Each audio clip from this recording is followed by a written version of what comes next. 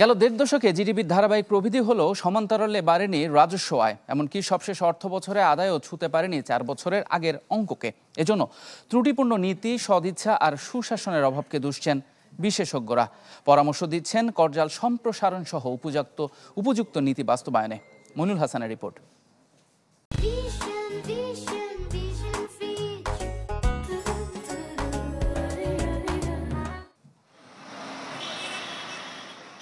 সরকারের আয়ের বড় যোগান আসে রাজস্ব থেকে।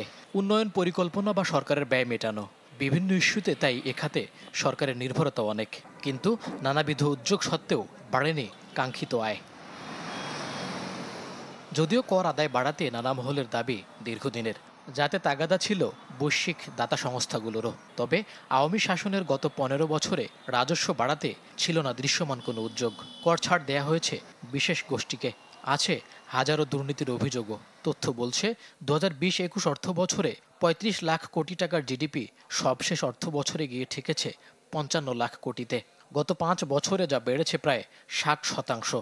তবে রাজস্ব আদায় আটকে আছে সেই 3 লাখ কোটির ঘরেই। অপ্রাতিষ্ঠানিক যে লেনদেনগুলো হয় এগুলো অনেক বেশি, প্রাতিষ্ঠানিক চ্যানেলে লেনদেন হয় একটা বলবো যে অনেক কম। সো যার ফলে ইনফর্মাল ইকোনমিকে যদি আপনি ফর্মালাইজ করতে না পারেন, তাহলে ট্রানজ্যাকশনসগুলোকে আপনি শনাক্ত করতে পারবেন না। ট্রানজ্যাকশনস যদি শনাক্ত করা না যায়, তাহলে আপনি কিন্তু কর আদায় তো করতে পারবেন না। ট্যাক্স নেটটাকে বড় যদি করতে না পারি, তাহলে কিন্তু নতুন ট্যাক্স পেয়াররা যে রেটে আমাদের এই ট্যাক্স প্রক্রিয়া সংযুক্ত হওয়ার কথা সেটা আমরা পারি না, ফলে আমাদের রাজস্ব আদায় বাড়ছে। হিসেব বলছে সদ্য বিদায়ী অর্থ বছরেও লক্ষ্যের চেয়ে প্রায় 1 লাখ কোটি টাকা রাজস্ব কম আদায় করেছে এনবিআর, যেখানে কোনো অর্থ বছরেই পূরণ হয়নি আদায়ের লক্ষ্য।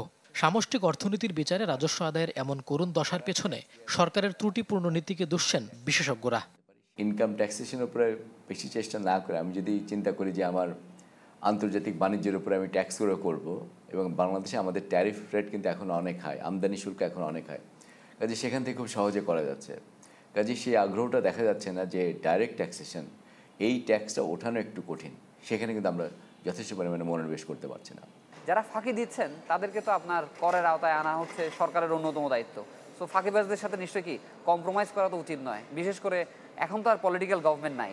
তো এই ক্ষেত্রে মনে করি যারা কর প্রদান করছেন না, ফাঁকি দিচ্ছেন, তাদেরকেও কিন্তু কর আদান প্রক্রিয়ায় যদি আপনি আনতে পারেন, তাহলে হয়তো দেখা যাবে আপনার আদায়টা বাড়তে পারে। 2035 সালের মধ্যে কর জিডিপির অনুপাত 10.5% উন্নীত করার লক্ষ্য সরকারের। মইনুল হাসান, চ্যানেল 24, ঢাকা।